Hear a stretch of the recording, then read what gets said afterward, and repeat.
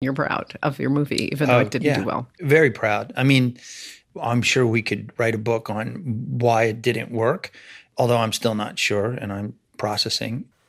Nerderotic.com. Well, here we are talking about Terminator Dark Fate one more time because Tim Miller is unbelievable and I respect him. He went out and did an interview right after his film flopped, but he still doesn't know why it flopped, and neither did the interviewer. So I'm here to tell you why your film flopped. Fake woke marketing.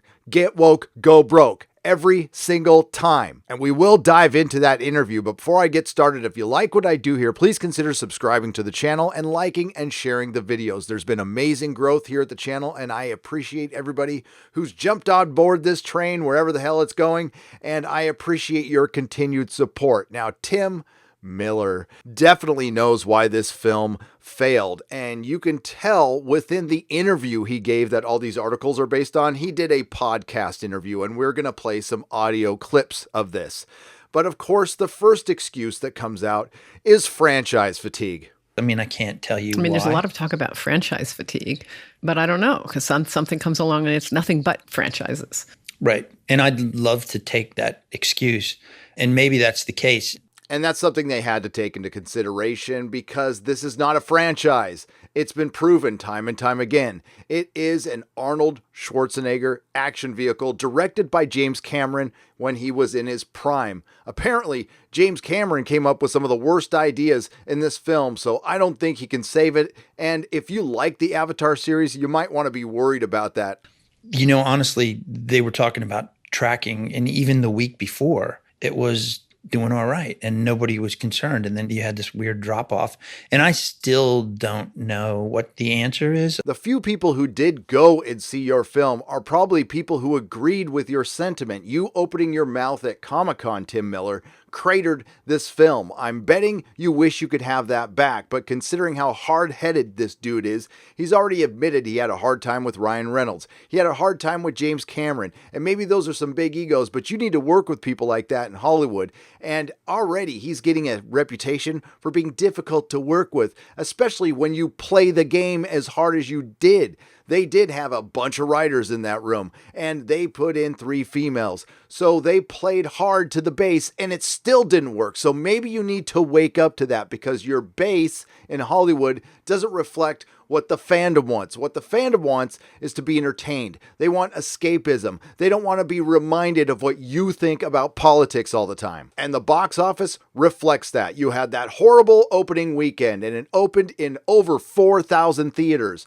2 weeks later, it was in half that. And this weekend, it was just in 1,000 theaters. This film was released about 3 or 4 weeks ago. Complete bomb, and the reason it's a complete bomb was your marketing, and you fulfilled that promise within the film, as confirmed, unfortunately for you, by the Mary Sue. Even though I think Simon had I think he's more heroic than I am, because he was proud of his movie too, but I think the critics were a little kinder to me, even if the box office wasn't. That's probably because you made a Terminator film that's only made to please current year critics. So it's even harder, you know? Yeah, I feel like it's very hard to figure out what is rebootable and what isn't. Now, they were talking about Simon Kinberg coming out and taking responsibility for Dark Phoenix, which was a very respectful thing to do, but Dark Phoenix was affected the same way as Dark Fate, but within the film, there's a very different set of circumstances. Dark Phoenix wasn't full of woke trash, but they did come out with a trailer that did have one statement that did annoy a lot of people. Who could forget Jennifer Lawrence's smug ex-women clip, followed by the unsolicited comments from the MCU's Victoria Alonso? It's funny that people call it the X-Men. There's a lot of female superheroes in that X-Men group, so I think it's outdated. You factor that in with a cast that nobody really wants to watch and a franchise that nobody really wants to watch anymore, and it doesn't help. Same thing happened to Dark Fate, except this one is worse because we see the effect building up. People are tired of Hollywood in general, and it's starting to affect every movie, even if they're not full of woke trash. And Charlie's Angels was just the latest example of that. And I can't talk about that film because I haven't seen it, but I've seen Dark Phoenix and I've seen Dark Fate. And Dark Fate was filled with agenda. So people were right not to go. I don't know what it is, but here's what makes me feel maybe slightly better is that they didn't even go see the movie to figure out what they didn't like about it. Just people didn't go. So what you're saying is your film failed because people didn't go. And I do think the ones that did go, generally the reviews, the things that they seem to hate the most about the movie were things that I can't control. Tim Miller and Elizabeth Banks have a lot in common. And you know what both of them can control? What comes flying out of their pie holes, so it doesn't crater their films before they even begin. And you want to know why they made those statements? It was to please the critics and the access media, the two entities that don't have influence over the general audiences anymore. And this is just more proof. I'm going to do it. I don't mind having a debate, but if I can't win, I don't want to play. You want to talk about fighting a battle you can't win? Try taking on an entire fandom. That's who you pissed off, whether you intended to or not, and it's never going to end well for you. And that's why Hollywood and the mainstream media and the access media and the critics are losing their influence, because you can connect directly to people and you need to be respectful. Yeah, I mean, Jim reads a lot of the same books I do. He worships at a lot of the same altars that I do. Oh, we know all about the altars you guys worship at, the ones you are willing to sacrifice all of our favorite characters, all of our mythology on, just so you can make a quicker buck and make your point, making it a political platform. Maybe you want to consider that people are sick to death of this. There were a lot of writers on this movie. See, now this is one thing that I've been trying to clear up. Okay, here's your a chance. Here's my chance, yes. Because you look at that and it does look like there's a lot of writers. 6. But there weren't. We did a writer's room with all of these writers. They were going to write the second and third script of a planned trilogy. So they were all in the room breaking story. But they didn't actually, Chick and Josh Friedman didn't actually write on these scripts. And David Goyer has a writing partner, Justin Rhodes. So Justin and David wrote the first draft and Billy Ray wrote the second.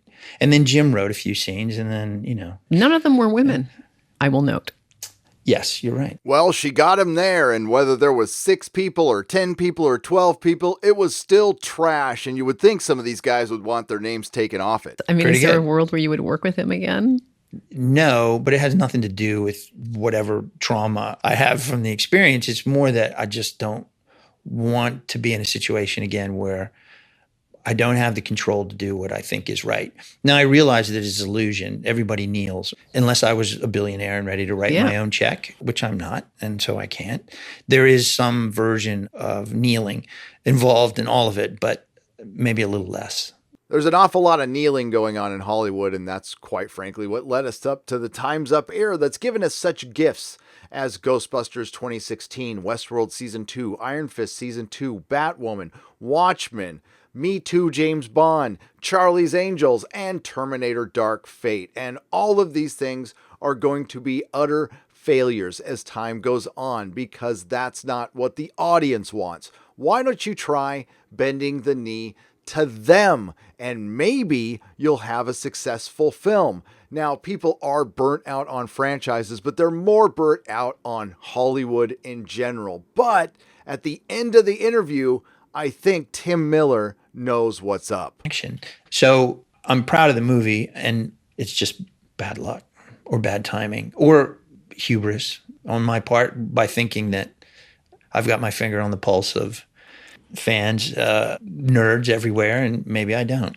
I'm going to have to agree with you there, Tim, because I don't think anybody was looking for an anti-natalist, feminist Terminator film that kills John Connor within the first 2 minutes, sacrificing him on the altar of your agenda. And I still think Terminator Dark Fate remains the very best example of everything wrong with Hollywood. And may the fans continue to resist this. Don't go see this stuff. Don't waste your very hard-earned money on people who don't even like you. The hits just keep coming, and it further exposes the disconnect between the elitist repurposers in Hollywood and the general audience, you, the customer.